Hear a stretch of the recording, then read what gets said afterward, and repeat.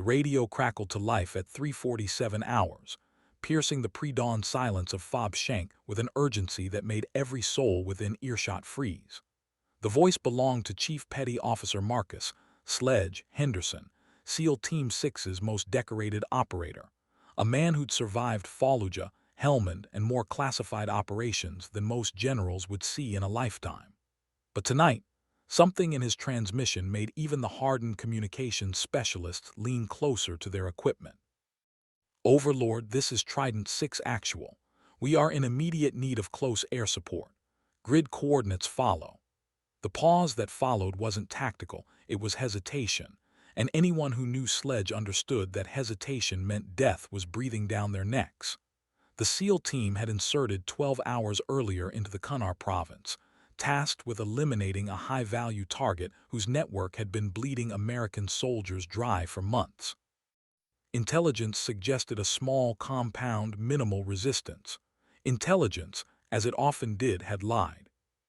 Now, pinned down in a valley that had become a killing field, surrounded by an enemy force that seemed to multiply with each passing hour, Henderson faced a choice that would define not just his team's survival, but challenge everything he thought he knew about aerial warfare. The problem wasn't finding air support. The problem was accepting it from the only pilot available within striking distance. Lieutenant Commander Rhea Banshee Vasquez had been orbiting the Hindu Kush in her FA-18E Super Hornet for 3 hours, her call sign painting a target on her credibility before she'd even keyed the mic. The nickname hadn't come from any supernatural prowess or fearsome reputation. It had been gifted by a squadron of pilots who believed a woman's voice over the radio during combat was an omen of bad luck.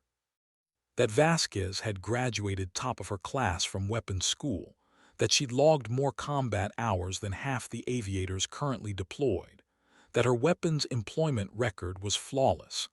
None of that mattered to men who'd rather die than admit they needed saving by someone they'd spent months undermining. Henderson's team was discovering that pride was a luxury they could no longer afford. The compound they'd intended to assault had been a trap, a carefully orchestrated ambush that had transformed their surgical strike into a desperate fight for survival. Ammunition was running low, casualties were mounting, and the sun would rise in 90 minutes, exposing their position to an enemy that had spent the night maneuvering into an increasingly perfect kill zone. The irony wasn't lost on anyone monitoring the situation from the Tactical Operations Center. The most elite fighting force in the American military was about to discover whether their prejudices were worth dying for. The mountains held their breath, waiting for Henderson's next transmission.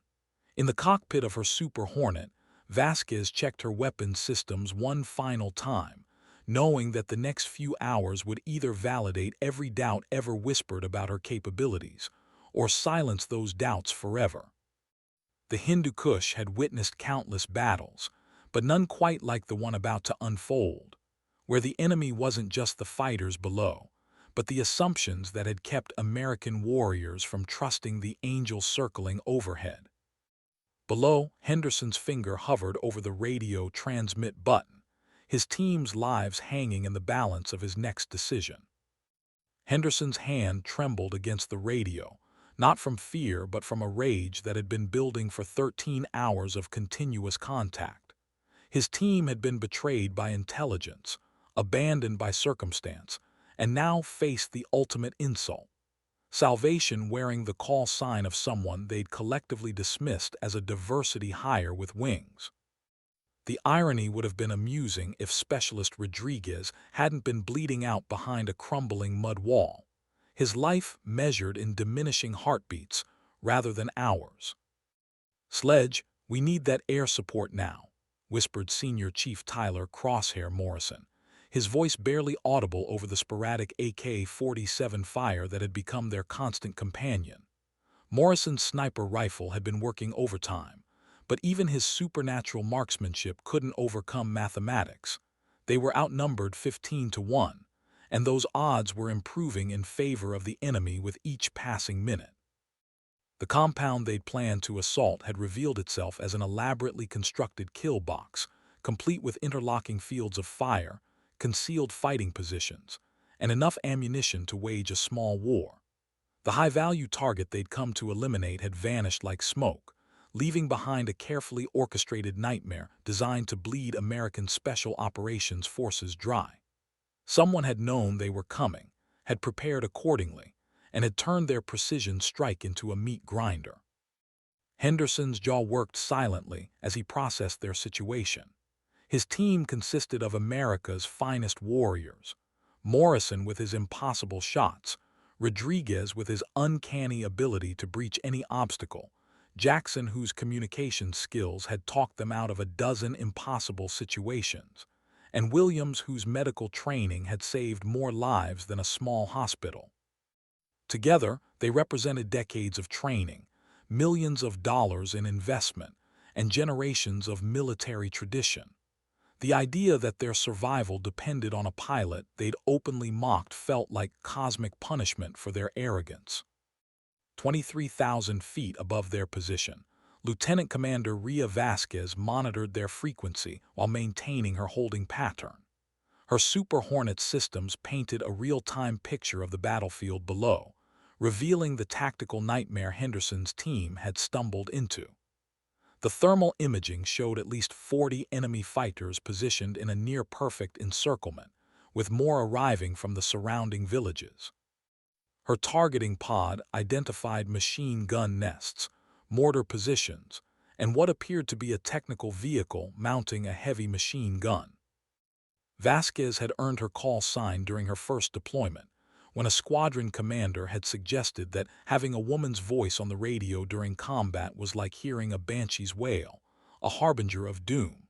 The name had stuck, but not for the reasons he'd intended. Over 18 months of combat operations, pilots had learned that when Banshee's voice crackled through their headsets, the enemy was about to have a very bad day. The daughter of a Navy Master Chief and a high school mathematics teacher, Vasquez had grown up understanding that excellence was the only currency that purchased respect in a male-dominated profession. Her path to the cockpit had been paved with perfect test scores, flawless flight evaluations, and a determination that had overcome every institutional barrier placed in her way. She'd graduated first in her class from the Naval Academy, earned her wings with distinction, and completed weapons school with recommendations that read like military poetry. None of that mattered to the voices she'd heard over the radio during the past 18 months, voices that went silent when she checked in, that requested different pilots for critical missions, that whispered about quotas and politics when they thought she couldn't hear. Henderson's breathing echoed through the radio as he wrestled with pride and practicality, unaware that his decision would reshape everything they thought they knew about aerial warfare. The enemy fire intensified as dawn approached, transforming sporadic harassment into concentrated volleys designed to pin down the SEAL team while fighters maneuvered for the killing blow. Henderson's tactical mind processed their deteriorating situation with clinical precision. Ammunition critically low, one wounded requiring immediate medical attention, surrounded by superior numbers in excellent defensive positions with reinforcements arriving. Every military manual he'd ever studied pointed to the same conclusion. They needed immediate close air support, or they would become another classified casualty report buried in Pentagon filing cabinets. "Overlord, Trident 6 actual," Henderson transmitted, his voice carrying the weight of a decision that violated every prejudice he'd harbored, requesting immediate close air support from any available platform. The pause that followed lasted 3 seconds, but felt like an eternity to his team members who understood the significance of those words. Henderson had just admitted that their survival mattered more than their pride. The response came from the operations center with military efficiency.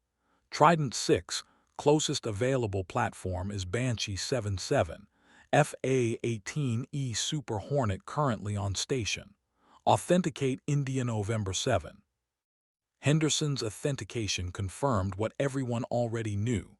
Their salvation wore a call sign that had become synonymous with everything they'd been taught to distrust about modern military integration. In the cockpit of her Super Hornet, Vasquez felt the familiar surge of adrenaline that accompanied every combat mission, but tonight carried additional weight. This wasn't just another close air support mission. This was an examination where failure meant American warriors died, and success might finally earn the respect that had been systematically denied. Trident 6, this is Banshee 7-7. I'm 30 seconds out from your position with full ordnance load. Request immediate threat assessment and friendly positions. Her voice carried the professional calm that came from hundreds of hours in the cockpit, but Henderson detected something else, a confidence that suggested she understood exactly what was at stake. Rodriguez's condition deteriorated behind the mud wall, his blood painting abstract patterns in the Afghan dust, while Williams worked frantically to stabilize wounds that required surgical intervention they couldn't provide. Morrison's ammunition count dropped below critical levels, his precision shots becoming increasingly selective as targets multiplied around their position. Jackson's radio reports grew more urgent as enemy fighters advanced under cover of automatic weapons fire. The mathematics of their situation had become brutally simple. They had minutes before being overrun, and their only hope flew overhead in an aircraft piloted by someone they'd spent months dismissing as a political statement rather than a warrior. Henderson keyed his radio with hands that had stopped trembling, his voice carrying the authority of a leader who'd finally recognized that survival trumped prejudice. Banshee 7-7, Trident 6, we're in a world of hurt down here. Enemy forces have us surrounded with superior numbers and excellent defensive positions. We need immediate danger-close fire support or we're not making it home. Above them, Vasquez began her descent toward a battlefield that would either validate every doubt ever whispered about her capabilities, or prove that excellence transcended the limitations others tried to impose. The Hindu Kush Mountains had witnessed countless battles throughout history, but few where the stakes involved more than tactical victory or defeat. This engagement would determine whether American Special Operations Forces could overcome institutional prejudices to embrace the competence that had been circling overhead, waiting for permission to save their lives. The first indication that Henderson's team was dealing with something extraordinary came when Vasquez's voice returned over their radio, calm and measured despite the chaos erupting around their position. Trident 6, I've got eyes on your situation. Confirm your position with infrared strobe, and I'll walk ordnance through their positions starting from the north and working clockwise. Keep your heads down. This is going to be close. Morrison activated their infrared beacon, a tiny light invisible to the naked eye but brilliant as a lighthouse through Vasquez's night vision systems.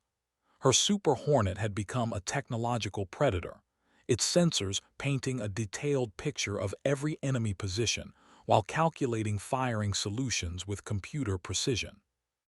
The jet's General Electric F-414 engines whispered through the thin mountain air as she maneuvered into attack position, her aircraft loaded with precision-guided munitions that would soon transform the battlefield. Henderson watched through his night vision as the Super Hornet materialized from the darkness like a mechanical angel, its navigation lights creating brief constellations against the star-filled sky.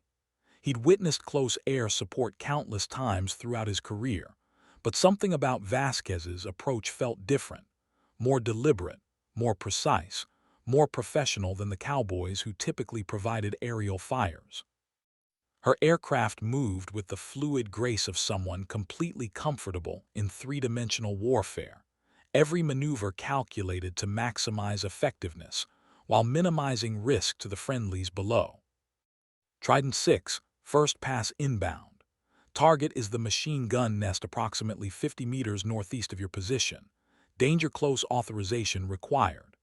The request followed protocol perfectly, but Henderson detected something in her voice that suggested she understood the weight of firing precision ordnance within lethal range of American forces. One calculation error, one equipment malfunction, one moment of hesitation could transform salvation into friendly fire catastrophe. Banshee 7-7, Trident 6 authorizes danger close. We trust your judgment. Henderson's words carried implications that extended far beyond tactical cooperation. He just placed his team's lives in the hands of someone he'd never met, whose competence he'd questioned, whose presence in military aviation he'd privately opposed. The irony wasn't lost on any member of his team, who'd spent months expressing doubts about women in combat roles while simultaneously depending on those same women for logistics, intelligence, communications, and medical support. Vasquez's first pass materialized as a controlled explosion that seemed to bend reality around its impact point. Her GBU-38 Joint Direct Attack munition struck the machine gun position with mathematical precision, eliminating the immediate threat while leaving Henderson's team unharmed despite their proximity to the blast. The concussion wave swept across their position like an invisible fist, but the careful placement ensured that lethal fragments traveled away from friendly forces. Good hit, good hit. Jackson's voice carried undisguised relief as the enemy machine gun that had been suppressing their movement fell silent. Target destroyed, continuing with secondary positions. The second pass targeted a mortar team that had been dropping rounds with increasing accuracy around their defensive perimeter. Vasquez's approach took her Super Hornet through a diving attack that would have challenged the most experienced pilots, her aircraft pulling gravitational forces that tested both machine and pilot while delivering ordnance with surgical precision. Rodriguez's bleeding had slowed under Williams' expert care, but his condition remained critical. The medic's trained hands worked with battlefield efficiency, applying pressure dressings and trauma bandages while monitoring vital signs that fluctuated between stable and life-threatening. Their extraction depended on clearing the surrounding area of enemy forces, a task that required the kind of precision aerial fires that few pilots could deliver under these conditions. Henderson found himself watching Vasquez's aircraft with growing appreciation for the skill being demonstrated overhead. Each pass revealed tactical knowledge that couldn't be taught in classrooms, an understanding of how terrain affected weapons employment, how to coordinate multiple attack runs without creating fratricidal opportunities, how to maintain situational awareness while delivering precision fires in a complex electromagnetic environment. This wasn't someone learning combat aviation. This was someone who'd mastered it. The third pass eliminated a technical vehicle that had been maneuvering to flank their position, its heavy machine gun silenced by ordnance delivered with textbook precision. Henderson's team began to understand that they weren't just receiving close air support. They were witnessing aerial warfare executed at the highest levels of professional competence. Above them, Vasquez prepared for her fourth pass, her ammunition remaining sufficient for several more precision strikes. The battlefield below had been transformed from a carefully orchestrated ambush into a demonstration of why American air power remained unmatched when properly employed. The SEAL team's survival no longer depended on luck or determination. It depended on the continued excellence of someone they'd never thought to respect until their lives hung in the balance. Henderson's radio crackled as Vasquez began her descent for another attack run, her voice maintaining the same professional calm that had characterized every transmission. Trident 6, I've got 3 more targets identified. Request priority of engagement. Her tactical awareness extended beyond mere weapons employment. She understood that effective close air support required constant coordination with ground forces, ensuring that each strike contributed to their overall tactical situation rather than simply creating impressive explosions. The transformation of their tactical situation continued with each precisely delivered munition. Enemy fighters who'd been advancing under cover found themselves exposed and vulnerable as their supporting positions disappeared one by one. The carefully constructed ambush that had trapped Henderson's team was being systematically dismantled by someone whose competence they'd never thought to question, until their survival depended on accepting her expertise. Morrison's sniper rifle resumed its deadly work as enemy forces lost their coordinated assault and reverted to individual survival. His precision marksmanship, combined with Vasquez's aerial fires, created a devastating combination that reminded everyone involved why American Special Operations Forces had earned their fearsome reputation. The difference was that tonight, that reputation was being upheld by a partnership that transcended traditional assumptions about military roles and capabilities. Rodriguez's condition stabilized as Williams completed emergency medical procedures that would keep him alive until proper evacuation could be arranged.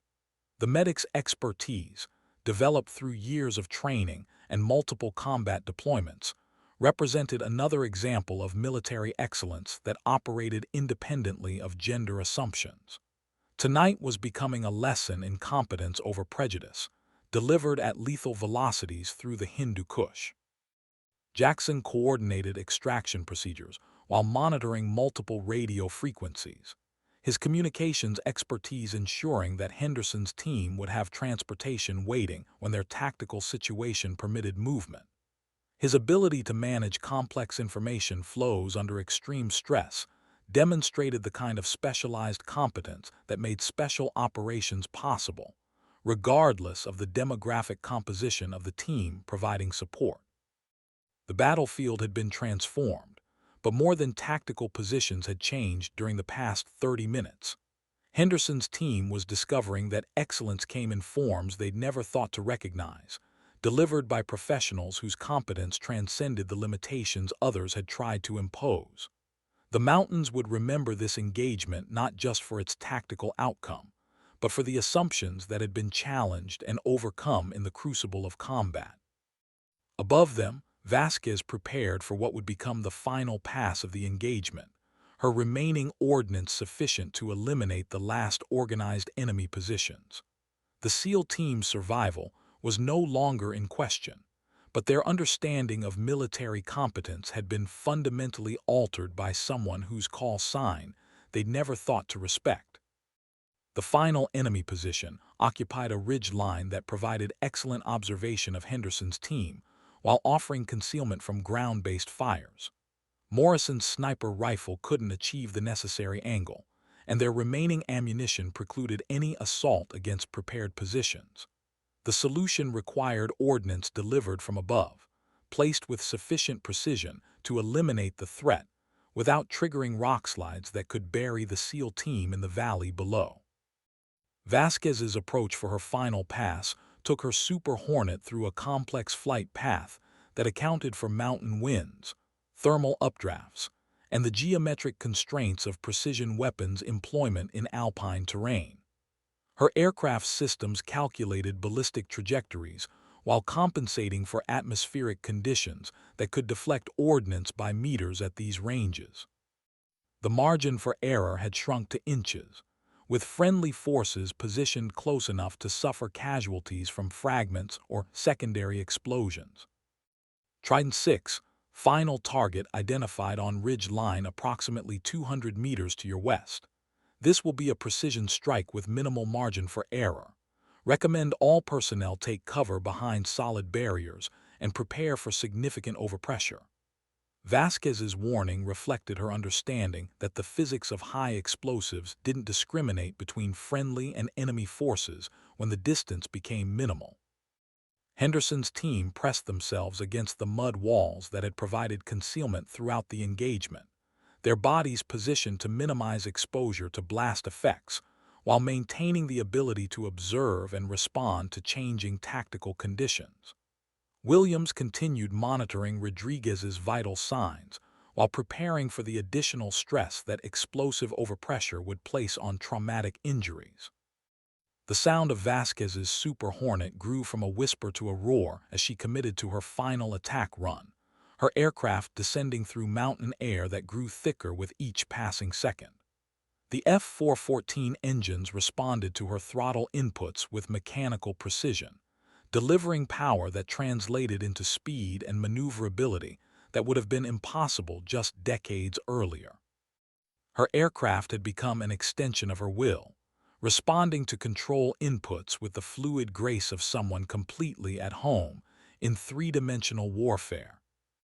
Henderson watched through night vision as her navigation lights traced a geometric pattern across the star-filled sky, each maneuver calculated to optimize weapon employment while accounting for the complex aerodynamics of mountain flying.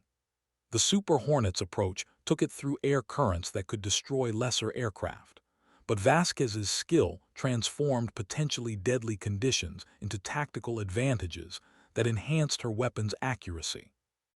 The GBU-38 separated from her aircraft with electronic precision, its guidance system immediately acquiring the target coordinates that had been programmed during her approach.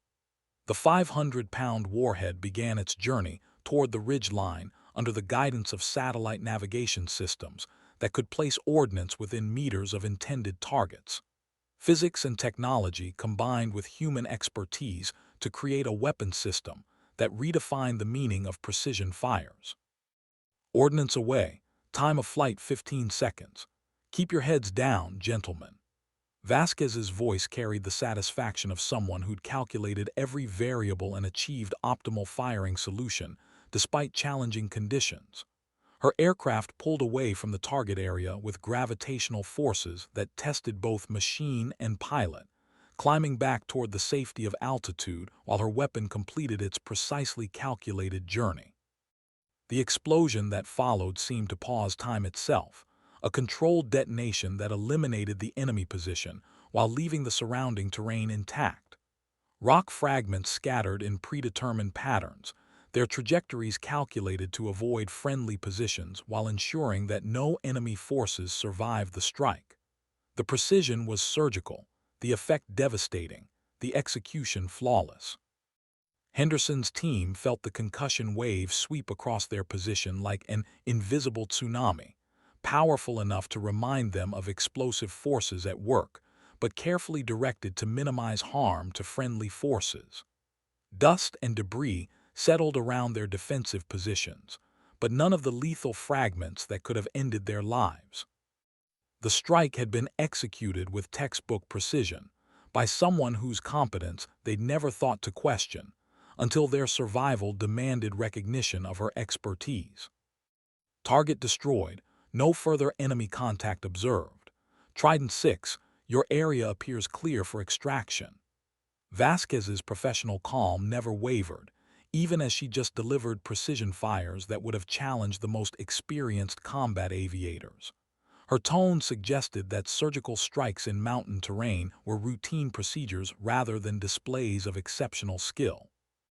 The silence that followed was different from the oppressive quiet that had preceded the engagement. This was the silence of tactical victory, of immediate threats eliminated, of American warriors who'd survived because someone had cared enough to master their profession completely. Henderson's team began preparation for extraction, their movements now possible because the valley floor was no longer dominated by enemy fires. Rodriguez's condition remained stable under Williams' continued care, his vital signs improving as medical intervention took effect. The team medic's expertise had bridged the gap between battlefield trauma and surgical intervention, buying precious time until proper medical facilities could complete the healing process. His professional competence had operated independently of any assumptions about military roles or capabilities. Jackson established communication with extraction assets, his radio procedures ensuring that helicopter support would arrive within minutes to complete their departure from what had become a monument to precision and professionalism. The communications specialist's ability to coordinate multiple agencies while managing complex information flows demonstrated the kind of specialized expertise that made special operations possible. Morrison resumed overwatch responsibilities, his sniper rifle providing security as the team prepared for movement to the extraction landing zone. His marksmanship skills, developed through years of training and multiple combat deployments, represented the kind of individual excellence that contributed to team effectiveness regardless of personal prejudices or institutional assumptions. Above them, Vasquez maintained her patrol pattern while monitoring for additional threats, her Super Hornet sensors continuing to provide protective coverage until friendly forces departed the area. Her professional dedication extended beyond successful weapons employment to ensuring that American warriors reached safety despite the challenging tactical environment. The Hindu Kush Mountains began to release their grip on the SEAL team as extraction helicopters approached through valleys that had been cleared by precision and courage. Henderson's team would survive this engagement not because of luck or determination, but because they'd finally recognized excellence regardless of its source. Their prejudices had been challenged and overcome by someone whose competence demanded respect rather than requesting it. The sound of approaching helicopters grew from a whisper to a rhythmic thunder that promised salvation and extracted from combat zones around the world. Henderson's team had survived their encounter with institutional prejudices as much as enemy forces, emerging with tactical victory and a fundamental shift in understanding about military competence and professional excellence. The extraction proceeded with mechanical efficiency, helicopter crews coordinating with ground forces and aerial assets to ensure safe departure from a battlefield that had been transformed by precision and professionalism. Rodriguez was loaded aboard the medical helicopter with care that reflected Williams' expert stabilization procedures, his condition stable enough for transport to surgical facilities where healing could continue. Henderson was the last to board, following military protocol that placed leadership responsibility on team leaders to ensure all personnel were accounted for before departing combat zones. As his boots left Afghan soil, he keyed his radio one final time to acknowledge the pilot whose expertise had enabled their survival. Banshee 77, Trident 6, outstanding air support throughout this engagement. Your precision and professionalism saved American lives tonight. Thank you. Henderson's words carried weight that extended beyond tactical acknowledgement. They represented a recognition that excellence transcended assumptions about military roles and capabilities. Vasquez's response maintained the professional tone that had characterized every transmission throughout the engagement. Trident 6, Banshee 77, honor to work with professionals. Safe travels home. Her words reflected the mutual respect that developed between warriors who'd shared combat and emerged with enhanced understanding of each other's capabilities. As the helicopters departed through mountain valleys that had witnessed countless battles throughout history, Henderson reflected on an engagement that had challenged fundamental assumptions about military competence and professional excellence. His team had survived not because of their tactical skills or determination, but because they'd finally accepted help from someone whose qualifications they'd never thought to question, until their lives depended on her expertise. The Super Hornet continued its patrol above the Hindu Kush, Vasquez maintaining protective coverage until friendly forces cleared the area completely. Her professional dedication extended beyond successful mission completion to ensuring that American warriors reached safety despite challenging conditions and institutional prejudices that had been overcome through demonstrated competence. The mountains held their silence as military aircraft departed, carrying personnel who'd learned that excellence came in forms they'd never thought to recognize. The engagement would be remembered not just for its tactical outcome, but for the assumptions that had been challenged and overcome in the crucible of combat where survival demanded recognition of competence regardless of its source. Henderson's team would process their experience during medical evaluation and operational debriefing, but the fundamental lesson had already been absorbed through direct experience rather than institutional instruction. They discovered that military effectiveness depended on embracing excellence wherever it could be found, regardless of preconceived notions about who could provide that excellence. Above the Hindu Kush, Vasquez completed her patrol and began the flight back to base, her mission successful but more significant than routine close air support. She demonstrated that competence transcended limitations others tried to impose, earning respect through professional excellence rather than demanding it through political mandate. Her call sign would carry different connotations after tonight's engagement, representing precision and effectiveness rather than institutional accommodation.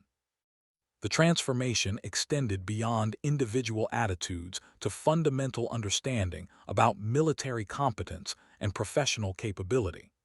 Henderson's team had confronted their prejudices in the most direct way possible, through dependence on someone whose expertise they'd never thought to respect, until their survival demanded acknowledgement of her qualifications. The mountains remembered everything, including engagements where assumptions were challenged and overcome through demonstrated excellence in the crucible of combat. Tonight's battle would join the countless others recorded in stone and memory, but few would carry the additional significance of institutional prejudices confronted and overcome through professional competence and mutual respect earned under fire.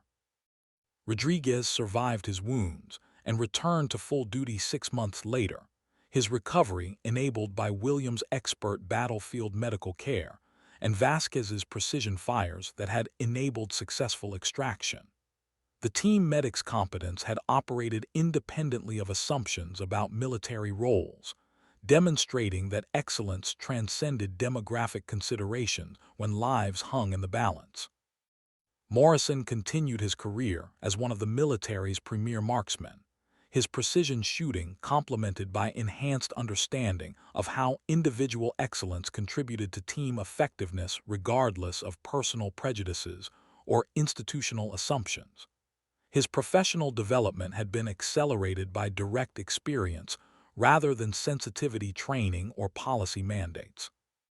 Jackson advanced to senior positions within Special Operations Communications, his expertise in managing complex information flows enhanced by understanding that military effectiveness required embracing competence wherever it could be found.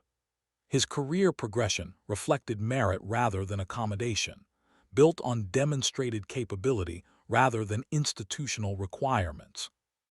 Williams transitioned to training roles where his medical expertise could be shared with the next generation of military professionals, his instruction emphasizing that battlefield medicine operated independently of assumptions about practitioner demographics.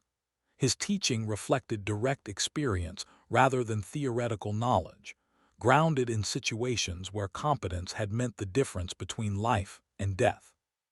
Henderson advanced to command positions where his leadership could be applied to broader military challenges, his effectiveness enhanced by understanding that organizational success required recognizing excellence regardless of its source. His career progression reflected the kind of wisdom that came from confronting assumptions and emerging with enhanced appreciation for professional competence and institutional effectiveness. Vasquez continued flying combat missions throughout multiple deployments, her expertise contributing to mission success while gradually earning the respect that had been systematically denied through institutional prejudice. Her professional development paralleled that of her male counterparts, measured by competence rather than accommodation, defined by excellence rather than political mandate. The engagement in the Hindu Kush became a case study in military effectiveness and institutional change, demonstrating how assumptions could be challenged and overcome through direct experience rather than policy mandates. The tactical success had been enabled by professional competence operating independently of demographic considerations, with individual excellence contributing to team effectiveness regardless of preconceived notions about military roles and capabilities.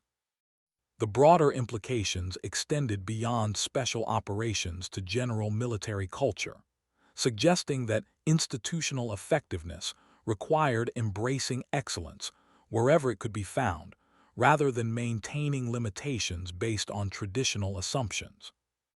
The engagement had demonstrated that combat situations provided the most direct method for confronting prejudices and recognizing competence, with survival depending on accurate assessment of professional capability rather than demographic assumptions. Years later, Henderson would command special operations units that integrated personnel based on competence rather than demographic considerations. His leadership philosophy shaped by direct experience rather than institutional instruction. His effectiveness as a commander reflected understanding that organizational success required recognizing excellence regardless of its source, with team composition determined by capability rather than traditional assumptions about military roles. The lesson absorbed in the Hindu Kush had broader applications to military culture and institutional effectiveness, suggesting that prejudices were luxury items that professional organizations couldn't afford when mission success and personnel survival depended on accurate assessment of individual competence.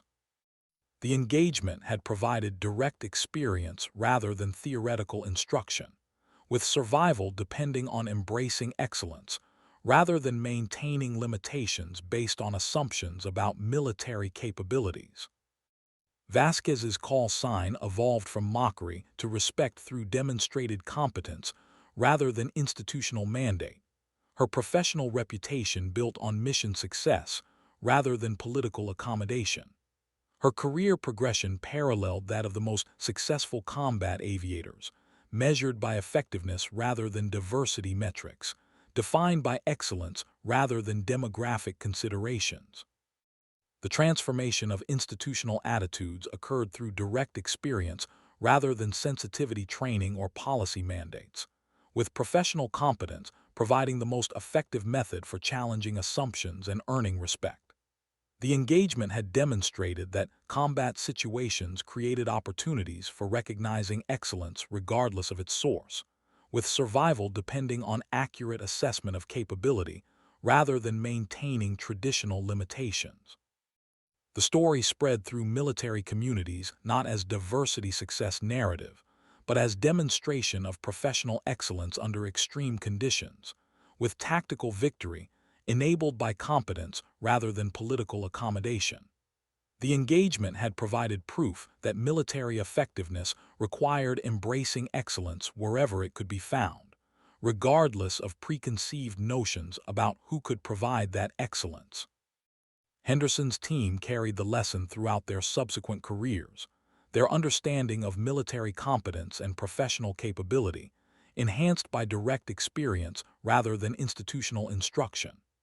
Their effectiveness as military professionals reflected appreciation for excellence regardless of its source, with team composition and tactical success depending on accurate assessment of individual capability rather than demographic assumptions or traditional limitations. The Hindu Kush Mountains had witnessed another engagement where assumptions were challenged and overcome through demonstrated competence, adding to the countless battles recorded in stone and memory, where professional excellence had transcended institutional prejudices. The tactical victory had been enabled by recognizing capability rather than maintaining limitations, with American warriors surviving because they'd finally embraced excellence regardless of its source. 3 years after the engagement, Henderson found himself briefing a congressional subcommittee on special operations effectiveness, his testimony drawing heavily on lessons learned in the Hindu Kush.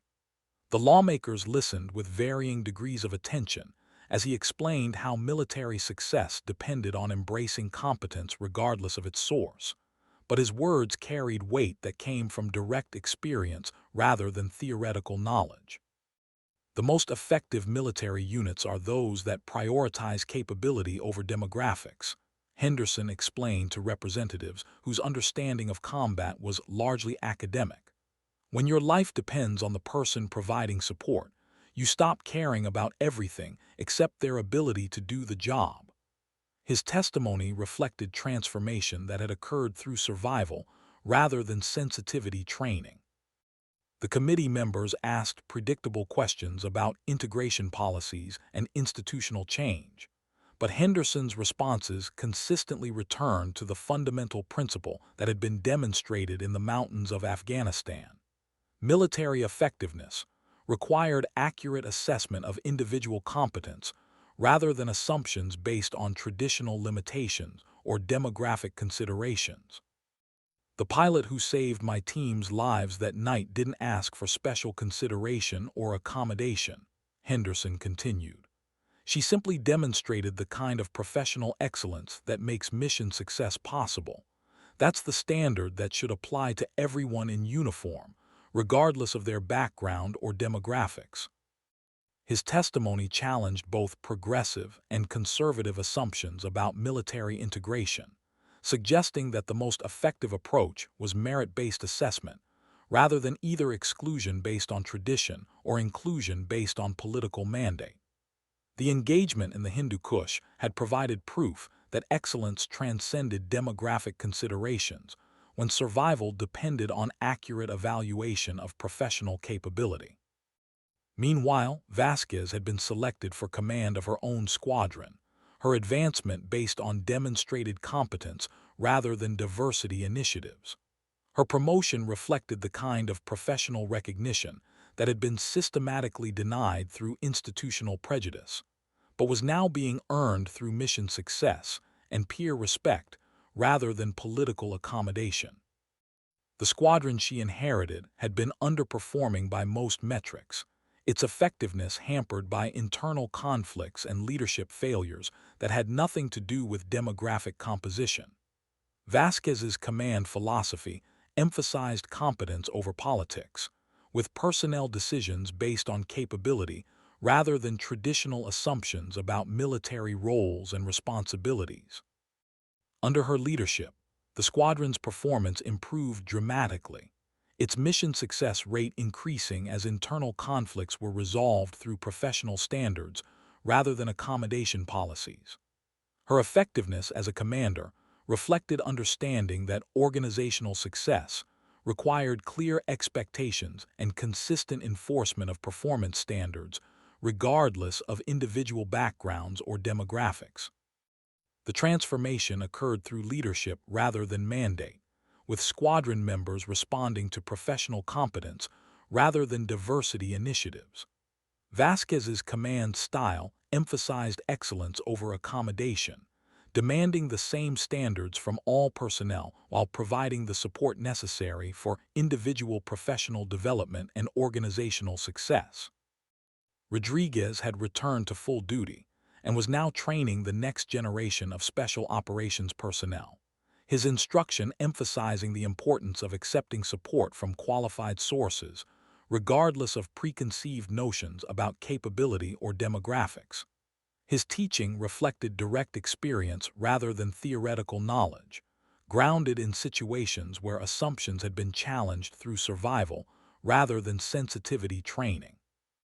Morrison continued his career as a senior instructor at the Army's premier sniper school, his expertise contributing to the development of precision marksmanship capabilities, while his understanding of team effectiveness had been enhanced by experience in the Hindu Kush. His instruction emphasized individual excellence within team frameworks, demonstrating how personal prejudices could compromise organizational effectiveness. Jackson had advanced to positions where his communications expertise could be applied to broader military challenges, his career progression reflecting merit rather than accommodation, while his effectiveness had been enhanced by understanding that organizational success required embracing competence wherever it could be found, rather than maintaining limitations based on traditional assumptions. Williams continued serving in special operations medical roles, his expertise contributing to mission success, while his understanding of professional competence had been shaped by experience where capability rather than demographics had determined survival.